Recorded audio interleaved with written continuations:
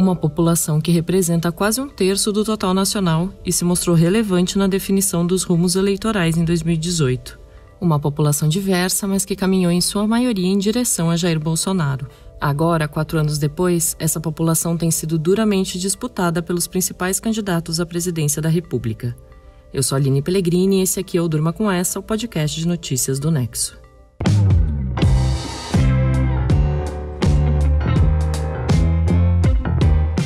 Olá, eu sou o Conrado Corsaletti e estou aqui com a Aline para apresentar esse podcast que vai ao ar todo começo de noite, de segunda a sexta, sempre com notícias instigantes que podem continuar a ecoar por aí. Segunda-feira, 22 de agosto de 2022, dia em que Ciro Gomes, o candidato do PDT à presidência, criticou a inserção da religião na pauta da campanha petista. Terceiro colocado nas pesquisas de intenções de voto, Ciro disse que a esquerda petista, abre aspas, repete a prática de tentativa de manipular a religiosidade do povo, fecha aspas. A declaração foi dada a jornalistas em São Paulo. O candidato do PDT fez uma crítica semelhante na sexta, mas com outro alvo. Citou a primeira-dama Michele Bolsonaro, esposa do presidente Jair Bolsonaro, candidato à reeleição. O Ciro citou regimes fundamentalistas para criticar essa mistura entre política e religião feita pela primeira-dama. A Michele ajuda a introduzir no Brasil a violência por meio da intolerância religiosa. A fala foi uma referência a um vídeo compartilhado pela primeira-dama no início de agosto, que associa o candidato do PT, Luiz Inácio Lula da Silva, líder nas pesquisas, às trevas, por causa de uma antiga visita do petista a lideranças religiosas de matriz africana. O Ciro também faz seus acenos aos evangélicos. No dia 30 de janeiro, por exemplo, ele participou de culto na Igreja do Senhor Jesus, em Fortaleza, ao lado do ex-deputado federal evangélico Cabo Daciolo. Em junho de 2021, ele publicou um vídeo em que defendeu a compatibilidade entre a Bíblia e a Constituição, segurando os 2 textos na mão. A busca pelo eleitor evangélico está forte em todas as campanhas. E essa busca ocorre no momento em que o Bolsonaro do PL está ampliando a vantagem entre esse eleitorado. O eleitorado evangélico representa 27% do eleitorado brasileiro, segundo o Instituto Datafolha. No último levantamento do Datafolha, que foi feito entre os dias 16 e 17 de agosto, o presidente cresceu 6 pontos percentuais entre os evangélicos em um mês.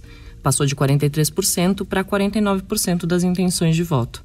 Já Lula oscilou de 33% para 32%. A diferença, portanto, ficou em 17 pontos percentuais. A margem de erro é de 2 pontos percentuais. Eu não sou candidato de uma facção religiosa. Eu sou candidato do povo brasileiro. Eu quero tratar evangélico igual católico, igual islâmicos, igual judaicos. Ou seja, eu quero tratar todas as religiões, incluindo a religião de matriz africana, com o respeito que todas as religiões têm que ser tratadas. Eu não quero fazer uma guerra santa nesse país. Eu não quero estabelecer rivalidade entre as religiões. Você ouviu aí o Lula em entrevista à Rádio Super de Minas Gerais na quarta-feira. Apesar da fala, a disputa pelo eleitorado evangélico tem dominado o início das campanhas, gerando ataques entre os principais candidatos ao Palácio do Planalto. Um dos planos do Lula para tentar captar a atenção desse segmento da sociedade passa pelo apoio que ele recebeu do Andrés Janones, que chegou a ser pré-candidato à presidência. O Janones exerce um papel crucial na estratégia do Lula nas redes sociais. Ele tem presença no meio evangélico e pode ser um ativo importante para o petista. Na sexta-feira, a campanha do ex-presidente pediu para que o TSE, o Tribunal Superior Eleitoral, inclua no registro da sua candidatura 12 novos perfis nas redes sociais. Todos são voltados aos eleitores evangélicos. Os perfis fazem parte dessa estratégia de tentar reduzir a rejeição desse eleitorado ao candidato. A maioria desses perfis ainda está em construção, alguns ainda não estão disponíveis.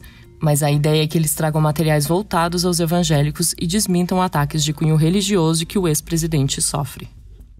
Porque se tem alguém que é possuído pelo demônio, é esse Bolsonaro. Aí o Lula no lançamento da campanha do PT em São Bernardo do Campo, no Grande ABC, na terça-feira. A fala é também uma reação ao vídeo compartilhado pela primeira-dama que associa o petista a trevas e ainda uma resposta do candidato às investidas do Bolsonaro contra ele. Lideranças evangélicas apoiadoras do Bolsonaro, como o deputado federal e pastor da Assembleia de Deus Marco Feliciano, têm dito que, se eleito, o PT vai fechar templos e igrejas. O Partido dos Trabalhadores entrou na justiça contra o deputado. Essas respostas do Lula às provocações religiosas do presidente são vistas com preocupação por parte da sua campanha, segundo a jornalista Andréa Sadi, colunista do portal G1. Alguns assessores avaliam que o petista está sendo levado a trazer à tona as pautas que interessam a Bolsonaro, fazendo com que ele deixe de lado aquela que era a principal estratégia da sua campanha, a pauta econômica. Para esses assessores, é justamente essa a intenção de Bolsonaro. Vamos continuar orando, intercedendo em todos os lugares. Sabe por quê, irmãos? Porque por muitos anos, por muito tempo, aquele lugar foi um lugar consagrado a demônios. Consagrados a demônios, cozinha consagrada a demônios, planalto consagrado a demônios e hoje consagrado ao Senhor Jesus. Consagrado ao Senhor Jesus. Ali, eu sempre falo e falo para ele, quando eu entro na sala dele e olho para aquela cadeira, eu falo, essa cadeira é do presidente maior, é o rei que governa essa nação. Você ouviu aí a Michele Bolsonaro em um culto evangélico em Minas Gerais no dia 7 de agosto. A primeira-dama é evangélica, já o presidente se declara católico. O envolvimento dela na campanha cresceu nas últimas semanas. A Michele tem atacado o PT e focado na religiosidade. Ela é considerada um caminho para o Bolsonaro chegar às mulheres, as mulheres evangélicas, mulheres que, no geral, rejeitam muito o presidente. Os evangélicos são uma importante base de sustentação do presidente e assumem um protagonismo desde a campanha de 2018, quando o Bolsonaro estava então no PSL.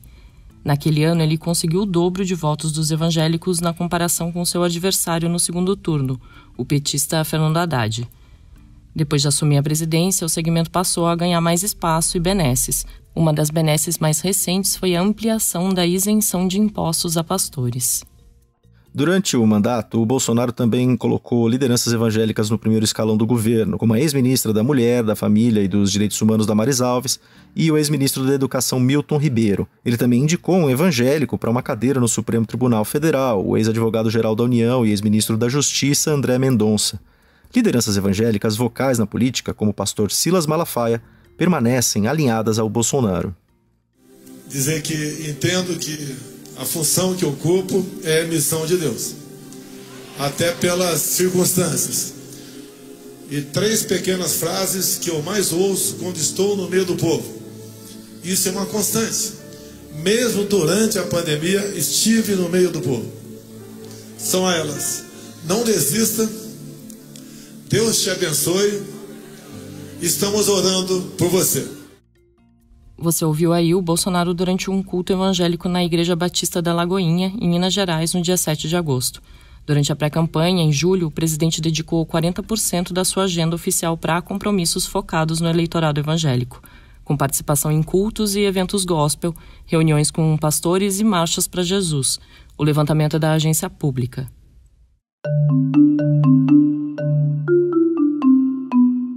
A religião se conecta com as pautas morais defendidas pelo Bolsonaro. Sim, em 2018, a pauta moral foi mobilizada por Bolsonaro em falas e desinformação sobre aborto e propagação de uma suposta implementação de um kit gay. Em 2022, o presidente e o PL investem em dizer que Lula vai fechar os templos evangélicos caso eleito. A campanha petista contra-ataca, afirmando que o Lula sancionou a lei da liberdade religiosa durante o seu mandato e oficializou a Marcha para Jesus. Grande parte dos cientistas políticos avaliam que dificilmente existem chances de vencer as eleições deste ano sem tratar de agendas políticas que interessam aos evangélicos, grupo religioso que mais cresce no país. Para grande parte do eleitor evangélico, a campanha do Bolsonaro foi bem sucedida ao atrelar a candidatura do presidente à defesa da família, ao mesmo tempo em que defende que a intenção do seu principal rival é destruir a família. Essa é a conclusão do antropólogo Juliano Spier, que escreveu um texto a respeito do assunto no jornal Folha de São Paulo. Para ele, é isso, a defesa da família, que ajuda a explicar por que o presidente cresce tanto entre os evangélicos. Dentro desse grupo, existe outro essencial para os candidatos, as mulheres evangélicas. Atualmente, elas representam quase 60% do segmento. A professora Jaqueline Teixeira, pesquisadora do ICER, o Instituto de Estudos da Religião, disse para o Nexo que pensar o engajamento delas nas eleições de 2022 é fundamental. E essas evangélicas, como apontou a professora, se caracterizam pela desconfiança do papel do Estado e por prezar políticas públicas que tratam de mulheres, crianças e família.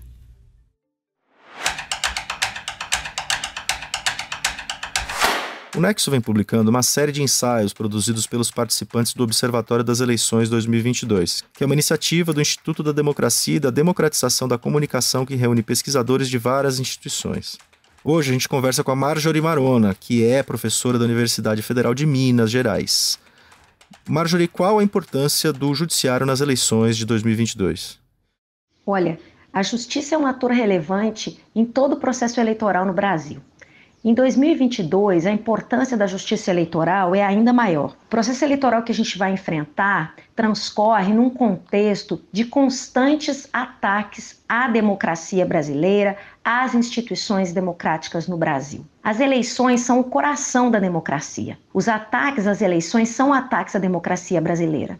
A justiça eleitoral vai ter que atuar de forma a conduzir o processo em um ambiente de menos violência, um ambiente de muita transparência, para que o resultado das eleições seja um resultado robusto e que possa, de fato, perdurar e prevalecer diante de todo e qualquer ataque que possa ser perpetrado contra a democracia e contra a justiça.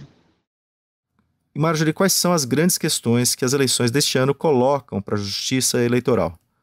Eu penso que existem pelo menos duas questões que estão associadas uma à outra, que são fundamentais, que estão colocadas para a justiça eleitoral nesse processo de 2022. A primeira é aquela que diz respeito à disseminação das fake news, né? A gente tem hoje no Brasil um ecossistema de desinformação.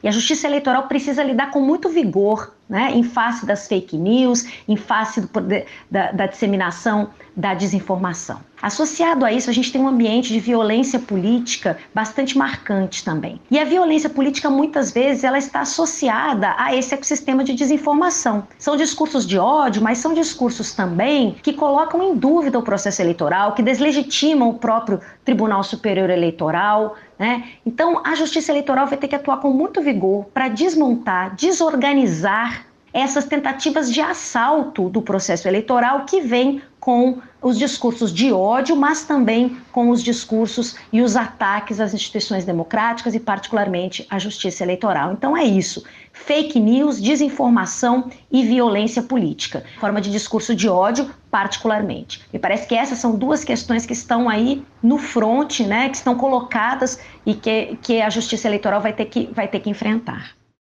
Você pode ler o ensaio da professora Marjorie Marona, escrito com o Victor Marchetti e o Fábio Kersh, acessando o link da descrição do episódio de hoje, e acompanhar os próximos ensaios no nexojornal.com.br.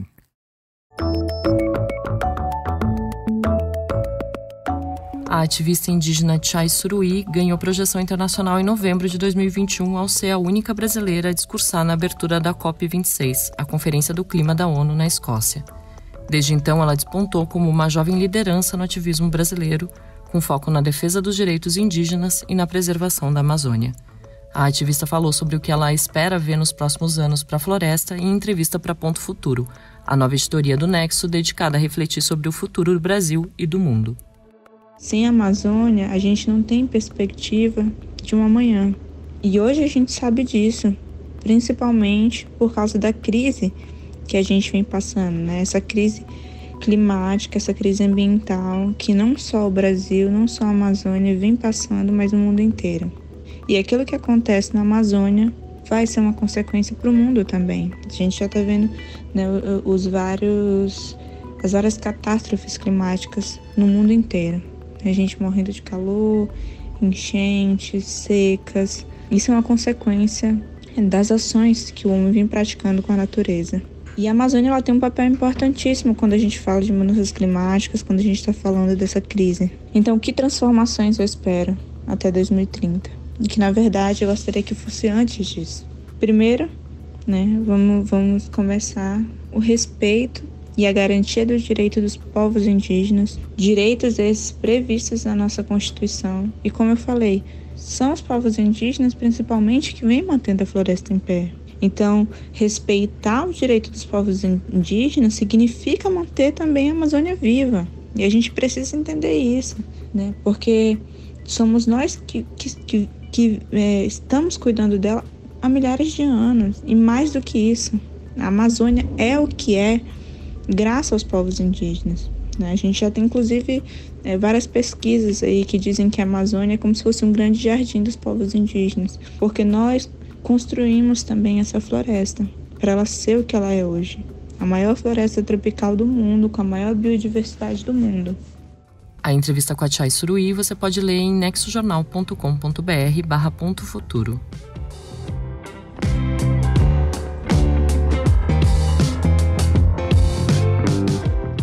Da busca dos presidenciáveis pelo voto evangélico, passando pelo papel do judiciário nas eleições e terminando com as perspectivas sobre os povos indígenas e a Amazônia, durma com essa.